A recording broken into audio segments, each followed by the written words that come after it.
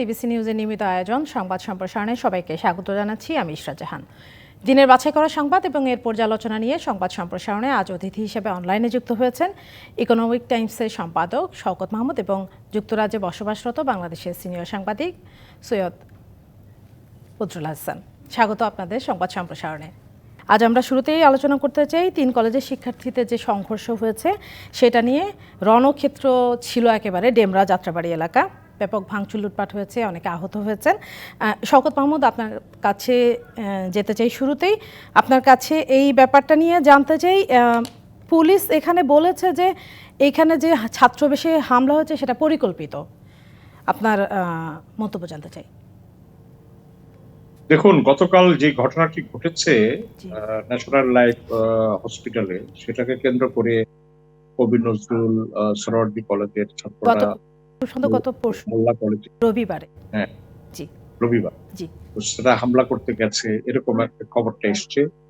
তো হামলার মধ্যে যেই হামলার যে প্যাটার্নটা, হামলার যে ধরনটা মনে হচ্ছে যে এটা একটা খুব আগ্রাসী হামলা। কিন্তু ছাত্রদের মধ্যে কলেজে কলেজে দলাদলি হতে পারে, কিন্তু এই দলাদলির রাজপথ পর্যন্ত গিয়ে এটা হয়তো কলেজের সামনে বিক্ষোভ বা সেখানে হয়তো হাতাহাতি হতে পারে।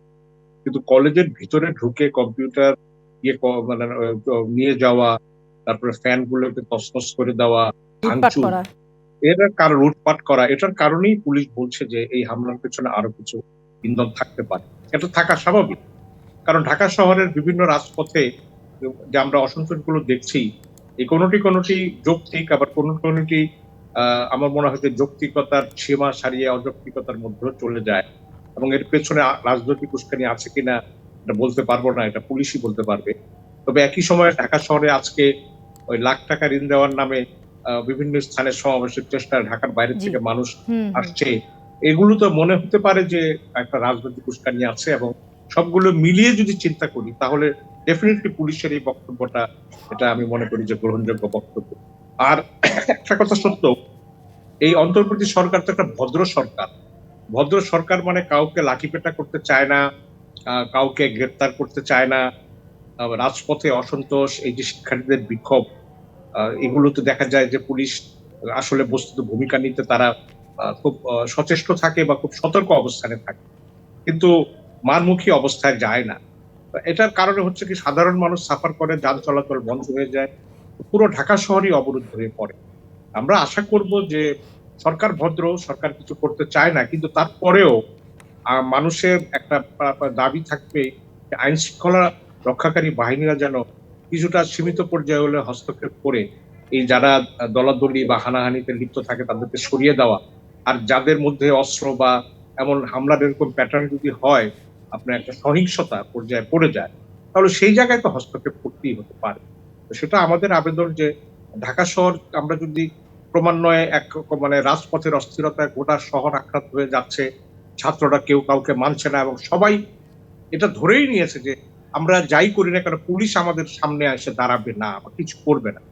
এই ভাবটা কিন্তু আসলে আমার মনে হয় যে এটা দূর করা খুব প্রয়োজন। না হলে সরকারের কি করবে? সরকার এরকম অসহায় হয়ে দেখবে মানুষ ভোগান্তিতে পড়বে, আর আমরা চোখের সামনে দেখবো যে তরুণরা একে অপরের সঙ্গে লড়াইয়ে মস্ত হয়ে গিয়েছে। আমরা আশা করব যে এগুলোর পুনরাবৃত্তি রোধে এই সরকারের মানে সরাসরি হস্তক্ষেপ, এই ইমার্জেন্সি সিচুয়েশন গুলো হ্যান্ডেল করার জন্য প্রয়োজনীয় দৃঢ়তা সরকারকে দেখাতে হবে। এটাই হচ্ছে আমার। জি, ধন্যবাদ শওকত মাহমুদ। সৈয়দ বদরুল হাসান, আপনার কাছেও একই ব্যাপারে জানতে চাই। এই পুলিশ বিভিন্ন কলেজের 8,000 শিক্ষার্থীর বিরুদ্ধে মামলা করেছে ভাঙচুর ও গুলি ভর্তি ম্যাগাজিন চুরির অভিযোগে। আবার পুলিশ বলছে যে ছাত্রবেশে পরিকল্পিত হামলা হয়েছে। আপনার পর্যবেক্ষণ জানতে চাই। জি, খুবই দুঃখজনক ঘটনা। আমরা যে গত কয়েকদিন ধরে যা দেখছি, অতীতে কিন্তু এই ধরনের ঘটনা কলেজের ছাত্রের মধ্যে মারামারি, তারপরে ধ্বংসযজ্ঞ, এগুলো আমরা কখনো দেখিনি, অতীতে দেখিনি, এই বর্তমানে আমরা দেখছি। তো এটা কেন হচ্ছে? পুলিশ যদি বলে থাকে, তারা সন্দেহ করছে তাদের এই সব ধ্বংসযজ্ঞের পিছনে কোনো ষড়যন্ত্র আছে কিনা, সেটাও তাদেরকে দেখতে হবে, যাচাই করতে হবে, এবং কারা জড়িত শনাক্ত করতে হবে। সেটা একটা বিষয়। আরেকটা হচ্ছে সরকার তো একটা আছে, অন্তর্বর্তীকালীন সরকার হোক বা অনির্বাচিত সরকারই হোক, তারা ক্ষমতায় আছেন, তাদেরকে ক্ষমতায় বসানো হয়েছে। তাদের এখন দরকার তাদের কর্তৃত্ব প্রয়োগ করা। এই যে এতগুলো ছাত্র বিভিন্ন কলেজে, সরার্দি কলেজ বলেন, তারপরে ডেমরাতে যে কলেজটা আছে সেখানে কলেজে যেভাবে হাতাহাতি হচ্ছে, মারামারি হচ্ছে, এই অস্ত্রগুলো কোত্থেকে আনলো। তারপরে যেটা দেখছি যে এরা বিভিন্ন কলেজের ভিতরে ঢুকে তার প্রতিপক্ষ, একে অন্যের প্রতিপক্ষ, বিভিন্ন কলেজে ঢুকে আপনার ল্যাপটপ নিয়ে যাচ্ছে, অন্যান্য আসবাবপত্র নিয়ে যাচ্ছে। এটা তো গ্রহণযোগ্য নয়। এটা একটা সমাজে যে অস্থিরতা, এটা অস্থিরতা বলবো না, তার চাইতে বেশি নৈরাজ্য। এই নৈরাজ্য কারণে পুরো দেশটা কিন্তু অন্য দিকে যেতে পারে। যে যখন আমরা দেশে সবাই আশা করছি যে ভবিষ্যতে একটা ভালো নির্বাচন হবে, একটা নির্বাচিত সরকার আসবে, দেশের কল্যাণমুখী একটা সরকার আসবে, এর মধ্যে যদি এই কার্যকলাপগুলো যদি থামানো না হয় বা এখানে যদি কোনো হস্তক্ষেপ না করা হয়, হ্যাঁ সরকার, শওকত ভাই বললেন ভদ্র সরকার, কিন্তু দেখা যাচ্ছে যে ভদ্র সরকার হলেও সরকারের যে কর্তৃত্ব, সরকারের যে দায়িত্বটা, সেটা পালন করতে হবে। পুলিশ দিয়ে হোক, বিজিবি দিয়ে হোক, র্যাব দিয়ে হোক, এমনকি সেনাবাহিনী দিয়ে হোক। তো যেই গত কয়েকদিন ধরে ঢাকায় যারা থাকেন, নগরবাসী, তারা যে বিপাকে পড়েছেন, তাদের চলাফেরা বন্ধ হয়ে যাচ্ছে। বিশ্ববিদ্যালয়ের ছাত্রছাত্রীরা ঠিকমতো বিশ্ববিদ্যালয় থেকে বাড়ি যেতে পারছেন না। তারপরে সাধারণ মানুষ হেঁটে চলছে, রাস্তাঘাট সব বন্ধ, বাস, অন্যান্য ট্রান্সপোর্ট সব বন্ধ। এইটা হলে কিন্তু যে আমরা যতই কিছু আশা করি যে ভালো রাজনীতি হবে ভবিষ্যতে, গণতান্ত্রিক রাজনীতি হবে, সেটা কিন্তু কিছুই আসবে না যতক্ষণ না পর্যন্ত সরকার তার কর্তৃত্ব এখানে প্রয়োগ করে। যদি কর্তৃত্ব প্রয়োগ না করতে পারে, সেটা আমাদের জন্য খুব দুঃখজনক হবে। ধন্যবাদ সৈয়দুল হাসান। শওকত মাহমুদ, একটু আপনার কাছে আসতে চাই আবার। শুধু শিক্ষার্থীদের ব্যাপারেই কথা বলতে চাই যে গত বেশ কয়েকদিন ধরে আমরা শিক্ষার্থীদের বিভিন্ন দাবি দেওয়া, বিভিন্ন রকমের এই ধরনের বিক্ষোভ আমরা দেখছি। আপনার কাছে কি মনে হয় এর পেছনে কি কোনো ইন্ধন বা কিছু থাকতে পারে কিনা? দেখুন, এটা রাজনৈতিক উস্কানি থাকা এটা কোনো অস্বাভাবিক বিষয় নয়, এবং এটা থাকার আশঙ্কাই বেশি। রাজনৈতিক উস্কানি বলতে আমি যেটা বলছি যে এটা কোনো রাজনৈতিক কর্মসূচি নয়, কিন্তু অরাজনৈতিক কর্মসূচির আড়ালে রাজনৈতিক কর্মসূচি প্রতিপালনের একটা ব্যবস্থা করা হয়ে থাকতে পারে। যেমন যারা পতিত স্বৈরাচারের পক্ষ থেকে আপনি বিভিন্নভাবে রাজপথে অসন্তোষ সৃষ্টির একটা চেষ্টা হয়ে থাকতে পারে।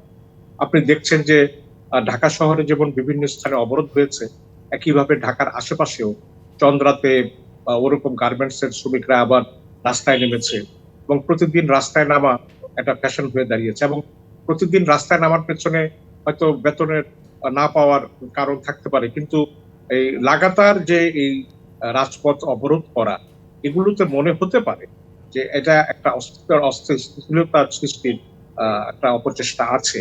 সেই অপচেষ্টাকে আমরা উপদেষ্টাদের মুখেও শুনেছি যে এরকম চক্রান্ত করে কিন্তু এইসব গার্মেন্টস শ্রমিকদের রাস্তায় নামানো হচ্ছে। একই সঙ্গে যে ছাত্ররা নামছে এক কলেজ বনাম আরেক কলেজ, এটা আমরা আগেও ভাবতেও পারিনি এই ধরনের এক কলেজের ছাত্ররা গিয়ে আরেক কলেজে গিয়ে হামলা করবে। এগুলো দেখেছি, ফুটবল খেলায় হেরেছে এক কলেজ আরেক কলেজ, তাদের মধ্যে মারামারি হয়েছে, সেগুলো সীমিত পর্যায়ে। কিন্তু এগুলো মানুষকে, রাজপথকে আক্রান্ত করে ফেলে, রাজপথ বন্ধ করে যাচ্ছে এত হাজার হাজার শিক্ষার্থী, কিভাবে এগুলো সম্ভব হয়?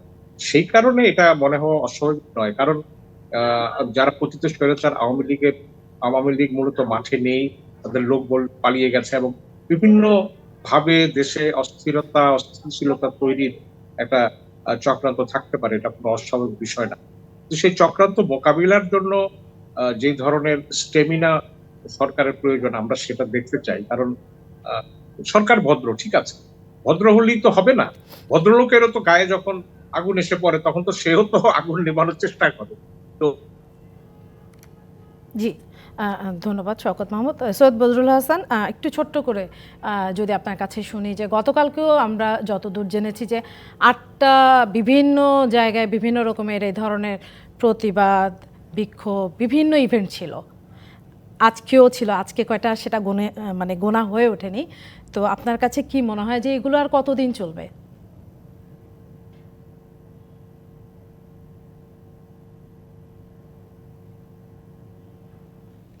খুব সুন্দর, সংযোগ কি বিচ্ছিন্ন হয়ে গেছে। আমরা একটা বিরতি থেকে ফিরে আসতে চাই। RRM স্টিল নিবেদিত সংবাদ সম্প্রসারণে একটা বিরতি নিচ্ছি, সঙ্গে থাকুন। বিরতির পর আবারও স্বাগত RRM স্টিল নিবেদিত সংবাদ সম্প্রসারণে। আমার সঙ্গে অনলাইনে যুক্ত আছেন ইকোনমিক টাইমসের সম্পাদক শওকত মাহমুদ এবং যুক্তরাজ্যে বসবাসরত বাংলাদেশের সিনিয়র সাংবাদিক সৈয়দ বদরুল হাসান। আপনাদের দুজনকে আবারও স্বাগত জানাচ্ছি। শওকত মাহমুদ, এবার কথা বলতে চাই প্রথম আলো কার্যালয়ের সামনে বিক্ষোভ নিয়ে। আজকেও বিক্ষোভ হয়েছে প্রথম আলো কার্যালয়ের সামনে। রাজশাহীর প্রথম আলো কার্যালয়ে ভাঙচুর করা হয়েছে। তো তথ্য উপদেষ্টা বলেছেন যে গণমাধ্যম ও শিক্ষা প্রতিষ্ঠানের উপরে কোনো হামলা মেনে নেওয়া হবে না, হুঁশিয়ারি দিয়েছেন তিনি। আপনার মন্তব্য জানতে চাই। প্রথম আলোর বিরুদ্ধে হঠাৎ করে কেন এইভাবে বিক্ষোভ এবং প্রথম আলো অফিসের সামনে কর্মসূচি পালন করা হচ্ছে, প্রথম আলো নিষিদ্ধের দাবিতে প্রথম আলো পড়ানো হচ্ছে, আমরা ঠিক জানি না।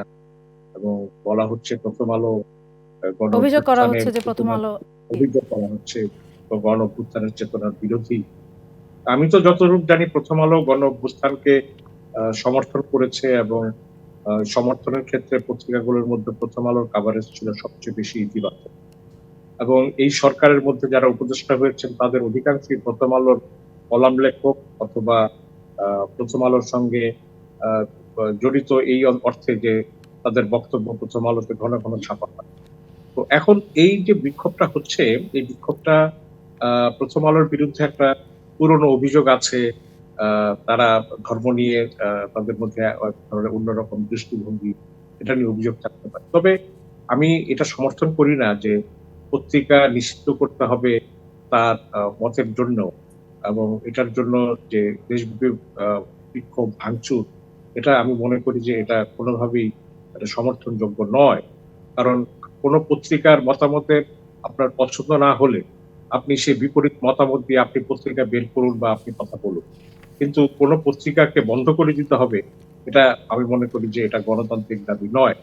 এবং তথ্য উপদেষ্টা যথার্থই বলেছেন যে পত্রিকা বন্ধের দাবি সরকার মানবে না। পত্রিকা বন্ধের কোনো সেরকম আইনও নেই, এবং এই সরকার বলছে যে তারা মত প্রকাশের স্বাধীনতা বিশ্বাস করে।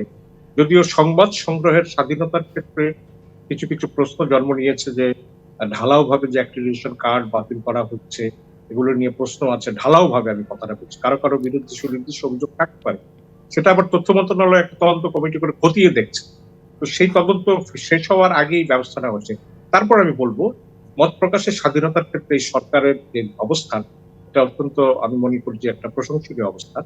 এবং কোনো পত্রিকার বিরুদ্ধে কারো যদি কোনো ক্ষোভ থেকে থাকে, সেটা ক্ষোভ অন্যভাবে প্রকাশ করাটাই বাঞ্ছনীয়। কিন্তু এইভাবে এটা ভারতের অমুক সমর্থক বলে প্রচার করা, অমুক এই কথাগুলো আমার মনে হয় যে এটা এই আলোচনা হতে পারে, কিন্তু আলোচনার মানে এই নয় যে পত্রিকা অফিসের সামনে গিয়ে আমি প্রতিদিন বিক্ষোভ করব বা কথা বলবো। আমার মনে হয় এই ক্ষেত্রে সরকারের অবস্থানটা শক্ত হওয়া উচিত। এবং শিক্ষা প্রতিষ্ঠানের ক্ষেত্রে যে কথাটা বলা হয়েছে, আমরা কথা শুনছি কিন্তু কার্যত কোনো আমরা ব্যবস্থা তো দেখছি না। কারণ একবার রাজপথে নেমে গণ অভ্যুত্থানের যে প্রভাবটা এখন রয়ে গেছে, রাজপথে নামলেই এখন সবকিছু সুরাহা হয়ে যাবে, এই মানসিকতা থেকে ছাত্রদেরকে বেরিয়ে আসতে হবে। তা না হলে কিন্তু দেশে সুস্থির অবস্থা ফিরে আসবে না, আমাকে সেটা বুঝতে হবে। জি, ধন্যবাদ শওকত মাহমুদ। সৈয়দ বদরুল হাসান, আপনার কাছেও একই ব্যাপারেই জানতে চাই। যারা প্রথম আলো কার্যালয়ের সামনে বিক্ষোভ করেছেন তাদের দাবি যে প্রথম আলো ভারতীয় আগ্রাসনে সহায়তা করেছে, ফ্যাসিস্টদের পক্ষে কথা বলেছে। আপনার মন্তব্য জানতে চাই। প্রথম কথা হচ্ছে তারা যে বলছে ভারতীয় আগ্রাসনটা তারা কোথায় দেখলেন, সেটা হলো একটা প্রশ্ন। তারপর দ্বিতীয় কথা হলো ফ্যাসিজমের কথা বলছেন তারা। তো এখন যদি ফ্যাসিজমের কথা আমরা বলি, ফ্যাসিস্ট যে টেন্ডেন্সি যেটা আমরা বলি, তো এই যেভাবে তারা প্রথম আলোর সামনে বসে আছে, ডেইলি স্টার সামনে গিয়ে বসে আছে, যেই এই পত্রিকাগুলো বন্ধ করে দেওয়া হোক, নিষিদ্ধ করা হোক, তো এইটা তো গণতান্ত্রিক দাবি হতে পারে না। আপনার মত প্রকাশের একটা বিষয় আছে। আমরা বাংলাদেশের ইতিহাসে বহুবার দেখেছি, যখনই পত্রিকার বিরুদ্ধে কোনো সরকার অবস্থান নিয়েছে, তখন কিন্তু আমরা সবাই সেটা প্রতিবাদ করেছি। সেটা একদম স্বাধীনতার পর কয়েক বছর পর থেকে আরম্ভ করে, এবং যতবারই সামরিক শাসন এসছে, তখনও যখন ওই সামরিক শাসকের অফিস থেকে যখন মধ্যরাতে তথাকথিত অ্যাডভাইস বলে একটা যেত, আমরা প্রতিবাদ করেছি। আর এখন যদি এই যে মব ভায়োলেন্স, এটা তো গণতান্ত্রিক ব্যবস্থা বলা যায় না। আমরা গুটি কয়েকজন মানুষ, কয়েকজন একটা মব গিয়ে একটা পত্রিকা অফিসের সামনে বসে থাকবে এবং বিভিন্ন পোস্টার লিখবে, যেমন ডেইলি স্টার গেটের মধ্যে লিখেছে দিল্লি স্টার। তো এইগুলি কিন্তু ফ্যাসিস্ট একটা মনোভাব। এইগুলোকে রুখে দাঁড়াতে হবে। আর আরেকটা যেটা যেটা যেই ধ্বংসযজ্ঞটা থেকে যে ধ্বংসযজ্ঞ লুটতরাজ যেভাবে শুরু হয়েছে, গণভবনের কথা বলি, বঙ্গবন্ধুর বাড়ির কথা বলি, এখন দেখছি এই কলেজের বিভিন্ন কলেজের মধ্যে ছাত্রদের মধ্যে সংঘর্ষ হচ্ছে এবং পত্রপত্রিকাকে নিষিদ্ধ করার দাবি হচ্ছে। এটা যদি চলতে দেওয়া হয়, তাহলে আজকে যদি এদের বিরুদ্ধে কোনো কঠোর ব্যবস্থা না নেওয়া হয়, ভবিষ্যতে কিন্তু আরও পত্রিকা আছে, আরও টেলিভিশন স্টেশন আছে, এদের বিরুদ্ধেও কিন্তু এই ধরনের মব ভায়োলেন্স থাকবে। এটা আমরা চাচ্ছি না। এটা হলে হয় কি, একটা ছোট্ট দেশ আছে, আমরা সকলে জানি, হেইটি বলে একটা ছোট্ট দেশ আছে, সেখানে কোনো সরকারের কোনো কর্তৃত্ব নেই, সরকার আছে কিন্তু নামমাত্র। সেখানে দেখা যাচ্ছে ধ্বংসযজ্ঞ চলছে, গান ভায়োলেন্স চলছে, গ্যাং যুদ্ধ চলছে। তো আমরা চাচ্ছি না বাংলাদেশেও সেটা হোক। যার কারণে এই সরকারকে শুধু বললে হবে না যে এটা আমরা মেনে নেব না, আমরা এটা সহ্য করব না। না, সহ্য করবো না ভালো কথা, আমি কোনো কিছু সহ্য করি না, কিন্তু আমার পদক্ষেপ নিতে হবে। যে ভাঙচুর করছে, যে এই মব ভায়োলেন্সের সাথে জড়িত আছে, যে পত্রিকা বন্ধ করার দাবি তুলছে, এদেরকে দেখতে হবে এরা কারা, এদের পিছনে এদেরকে কারা উস্কানি দিচ্ছে এই পত্রিকার বিরুদ্ধে। আমরা ডেইলি স্টারের কথা যদি বলি, ব্যক্তিগতভাবে অনেকেই আমার সাথে একমত হবে, ডেইলি স্টার আর প্রথম আলো যেই সাংবাদিকতা বছরের পর বছর করে আসছেন, এই ধরনের সাংবাদিকতা বাংলাদেশে খুব একটা দেখা যায় না। তার সত্য কথা সবসময় বলছে, সাহসিকতার পরিচয় দিয়েছে। এখন থেকে সাহসিকতার পরিচয় দেওয়ার ফলে তাদেরকে বন্ধ করতে হবে সত্য কথা বলার ফলে। আর তারা যে দাবি করা হচ্ছে এই মবের মাধ্যমে, যে তারা যেই পরিবর্তন হয়েছে এই 5ই আগস্টে, এই পরিবর্তন বানচাল করতে চায়, মোটেও না। আমরা যদি ভালো করে যারা ডেইলি স্টার পড়েন, যারা প্রথম আলো পড়েন, তারা দেখবেন এই দুটি পত্রিকা সবসময় গণতন্ত্রের পক্ষে এবং লিবারেল বাংলাদেশের পক্ষে, মুক্তিযুদ্ধের পক্ষে সবসময় কথা বলেছেন। এই কথাগুলো আমাদের মনে রাখতে হবে। ধন্যবাদ সৈয়দ বদরুল হাসান। আমাদের আরেকটা বিরতির সময় হয়েছে। RRM স্টিল নিবেদিত সংবাদ সম্প্রসারণে আরেকটা বিরতি নিচ্ছি, সঙ্গে থাকুন। বিরতির পর আবারও স্বাগত RRM স্টিল নিবেদিত সংবাদ সম্প্রসারণে। অনলাইনে আমার সঙ্গে যুক্ত আছেন শওকত মাহমুদ এবং সৈয়দ বদরুল হাসান। আপনাদের দুজনকে আবারও স্বাগত জানাচ্ছি। এবার আমরা কথা বলতে চাই, ডিইউজে বার্ষিক সাধারণ সভা ছিল, সেই সভায় ভার্চুয়ালি যুক্ত হয়েছেন জনাব তারেক রহমান। তো তিনি সেখানে বলেছেন যে গণতন্ত্রকে প্রশ্নবিদ্ধ করতে মাথা চাড়া দিচ্ছে বিতাড়িত শক্তি, পরিস্থিতি থেকে উত্তরণে একমাত্র পথ নির্বাচন। শওকত মাহমুদ, আপনি যদি শুরু করেন। বিএনপির ভারপ্রাপ্ত ভাইস চেয়ারম্যান জনাব তারেক রহমান এর আগের অনুষ্ঠানেও বলেছেন যে যত দ্রুত নির্বাচন হবে ততই দেশের সমস্যার সমাধান হবে। এবং এখন যে চক্রান্তের কথা তিনি বলছেন, যে চক্রান্ত আমরা আঁচ করতে পারছি, সেই সব চক্রান্তের অপসারণ ঘটবে যদি দেশের সুষ্ঠু নির্বাচনের মধ্য দিয়ে একটি নির্বাচিত সরকার আসে। কথাটা সঠিক। এবং সেক্ষেত্রে বিএনপির যে ভাবনাটা, বিএনপি দ্রুত নির্বাচন চায় সংস্কারের পরপরই, এই কারণে যে দেশের যে সমস্যাগুলো দেখা দিচ্ছে, এই সরকার এসব সমস্যার মুখোমুখি হতে চায় না বা সমস্যার সমাধান সেভাবে করতে পারছে না। এবং ষড়যন্ত্র মোকাবিলার ক্ষেত্রে এই সরকারের যে ধরনের দৃঢ়তা থাকা প্রয়োজন, সেটা নেই বলে আমরা ইতিপূর্বে আলোচনা করেছি। একটা নির্বাচিত সরকার যেভাবে সমস্যা হ্যান্ডেল করতে পারবে বা চক্রান্তকে মোকাবিলা করতে পারবে, অন্য কোনো সরকার পারবে না। সেদিক দিয়ে তারেক রহমানের বক্তব্যটি যথার্থ। এবং তিনি এই ডিইউজের বার্ষিক সাধারণ সভায় গণতন্ত্রের সাংবাদিকদের কি ভূমিকা হবে সেই সম্পর্কে তিনি বক্তব্য রেখেছেন। তো তার এই বক্তব্যের মধ্যে, এখনকার বক্তব্যের মধ্যে এই কথাটাই বারবার আসছে যে যত দ্রুত নির্বাচন হবে ততই দেশের মঙ্গল হবে এবং সমস্যার সমাধান। আমি মনে করি যে এই কথাটা তিনি শুধু বলার জন্য বলছেন না। আমি মনে করি যে মানুষও মনে করে যে নির্বাচন হওয়ার পরেই কিন্তু নির্বাচিত সরকারের পক্ষে দেশের এসব সমস্যার সমাধান যে কথা করা সম্ভব হবে। যেমন দ্রব্যমূল্য নিয়ন্ত্রণের ক্ষেত্রে অরাজনৈতিক সরকার এটা করতে পারছে না, কারণ রাজনৈতিক দলের লোকেরাই কিন্তু এখন হাট বাজার দখল করে আছে। এখন যখন একটি রাজনৈতিক দল ক্ষমতায় যাবে, দায়িত্ব পাওয়ার পরে কিন্তু এই রাজনৈতিক সদস্য যারা এই হাট বাজার কন্ট্রোল করছে বা চাঁদাবাজি করছে, তাদের কিন্তু তখন আর চাঁদাবাজি করার সেই ধরনের সুযোগ থাকবে না। এটা বাস্তবতার নিরিখে এই কথাটা বলছি। তো সেদিক দিয়ে আমি মনে করি যে সরকার আন্তরিক দ্রুত নির্বাচনের ক্ষেত্রে নির্বাচন কমিশন গঠন হয়েছে এবং নির্বাচন কমিশনও বলেছে যে সংস্কারের পরে দ্রুত নির্বাচন হবে। তবে সেই জন্য আমাদের অপেক্ষা করতে হবে। আর এর মধ্যে দিয়ে সরকার এখানে একটু যোগ করতে চাই, বিএনপির ভারপ্রাপ্ত চেয়ারম্যান তারেক রহমান যে কথাটা বলেছেন, আজকে উপদেষ্টা মাহফুজ আলম তার ফেসবুক পোস্টে একটা কথা লিখেছেন যে উস্কানিমূলক কর্মকাণ্ড দেশটাকে অস্থির করে রেখেছে। অনেক লম্বা পোস্ট, সেখানে একটা লাইন ছিল এরকম। তো দুইটা মিলাই আপনার কাছে কি মনে হয়? না, সেই কথাটা তো আমি বলছি। উস্কানিমূলক কর্মকাণ্ড বলতে আমি তো পোস্টে পড়িনি। উস্কানিমূলক কর্মকাণ্ড বলতে কারা এটা ঘটাচ্ছে, নিশ্চয়ই তিনি সরকারের একজন উপদেষ্টা, তার এটা জানার কথা, এবং চক্রান্ত কারা করছে তা জানার কথা। তো সেই বিষয়গুলো আমাদের নিশ্চয়ই এটা বিবেচনায় নিতে হবে এবং সরকার কি বিবেচনায় নিতে হবে। তবে আমি এটা মনে করি, এটা আমার ব্যক্তিগত মত, সরকার পরিচালনা করছে দেশ, কিন্তু এই রাজনৈতিক দলগুলোকে শুধুমাত্র নির্বাচনের কাজে প্রস্তুতি নেওয়ার বাইরেও এই সরকারকে সহযোগিতা করতে হবে দ্রব্যমূল্য নিয়ন্ত্রণ তথা রাজপথে যে ধরনের অস্থিরতা ঘটছে। এই জন্য যে যদি এই সরকার মানে ব্যর্থ হয়ে এই অস্থিরতাকে পরবর্তী নির্বাচিত সরকারের জন্য রেখে যায়, তাহলে পরবর্তী নির্বাচিত সরকারেরও কিন্তু অসুবিধা হবে এই অস্থিরতা নিয়ন্ত্রণ করার ক্ষেত্রে। অর্থাৎ রাজনৈতিক দলগুলোকে সহযোগিতা করতে হবে এই সরকারকে, এই কথাটা সুস্পষ্টভাবে বলা প্রয়োজন এবং সরকারকেও সেই সহযোগিতা চাইতে হবে রাজনৈতিক দলগুলোর কাছে।